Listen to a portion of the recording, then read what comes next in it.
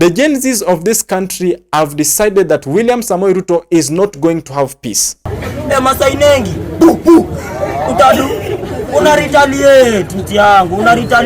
William Samoei Ruto's regime is operating with a secret killer squad. He has now formed a killer squad. Ladies and gentlemen, the heinous act of an anti-riot police officer shooting an innocent mask vendor in Nairobi Central Business District at a very close range with an intention to kill has really sparked a lot of outrage among Kenyans.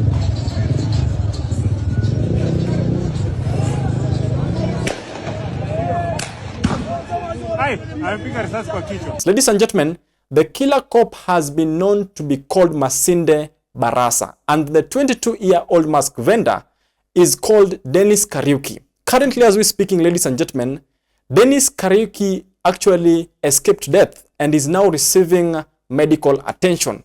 And this killer cop is now facing legal consequences for his actions in Milimani law courts. Ladies and gentlemen, in this particular analysis, I just want to inform you about a secret killer squad that is within the police force and is headed by one of the top police officers in this country. Ladies and gentlemen, before I inform you about that very significant information, I just want to paint for you a picture of what led to this brutal shooting of this mask vendor. Ladies and gentlemen, the Gen Zs were peacefully protesting for the killing of Albert Ojwang, demanding justice.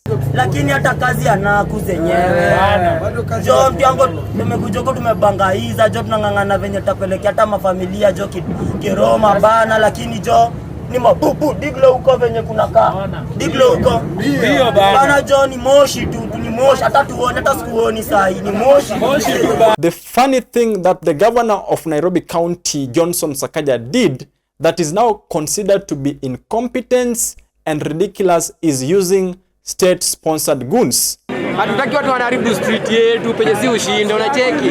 Ndio maana sisi tuko pande ya Masanze, tunapeleka wale wasikuje waharibu area yetu. Hizi rungu mmepewa? Hizi rungu ni zetu, tumeziokota huko roe. Na kuchunga watu. A clear indication that the state is in panic of the young people. The state is in a deep panic of the younger generation. Ladies and gentlemen, these goons have been revealed to be sponsored by Governor Johnson Sakaja. Demonstrating for your rights is allowed, but we will not allow destruction of property again.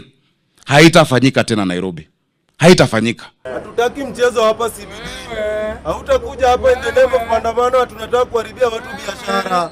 Ushakuja na tuna patrol. And after these goons actually orchestrated whatever they were told to do by the governor, they went thanking the governor. Sakaja! Tumelinda jiji!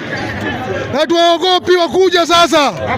Wakuja! It is now very clear that the lootery that happens during demonstrations are not done by the peaceful protesters. This lootery and destruction of properties are actually meant to negatively profile the innocent and peaceful protesters.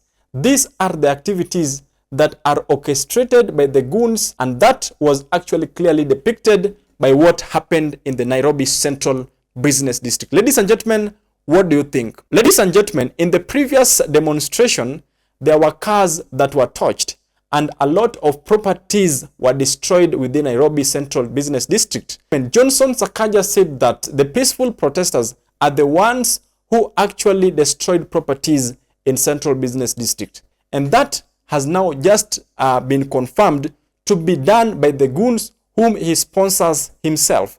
That is actually a very high level of incompetence from the Nairobi County Governor, Johnson Sakaja. Ladies and gentlemen, the act of that police officer shooting at an innocent mask vendor in the head with an intention to kill has been seen and has been noted to be a mockery to justice. The Gen Zs were protesting against killing of Albert Ojwang inside a police custody, a place that is supposed to be a safe haven for every Kenyan who has been taken there.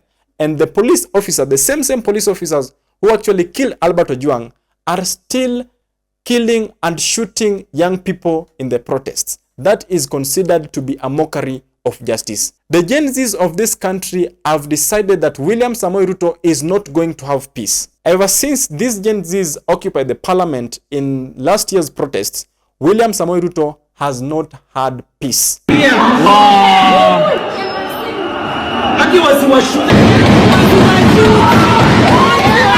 And William Samoei Ruto is trying to come up with strategies to deal with the Gen Zs. And the Gen Zs, ladies and gentlemen, are now proving to be a very strong political force that is pushing William Samoei Ruto's regime to the wall. Ladies and gentlemen, what do you think? I just want to inform you about now the killer squad that was exposed by Rigathi Gachagua. Rigathi Gachagua said that William Samoei Ruto's regime is operating with a secret killer squad comprising of 101 police officers. He has now formed a killer squad of his sub-ethnic community of the Nandi to deal with leaders.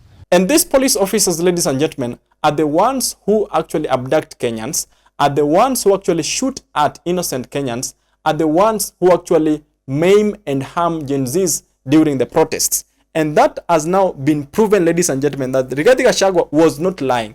Rigathi Gachagua was actually exposing the truth and the ills of this government. Riggy exposed that this killer squad is headed by one of the senior police officers in Kenya, who allegedly he said is Eliud Lagat. That has actually proven to be true because Eliud Lagat is the one who ordered for the arrest of Albert Ojwang from their home in Homa Bay County to Nairobi Central Police Station, where he was tortured using those goons and he was eventually killed.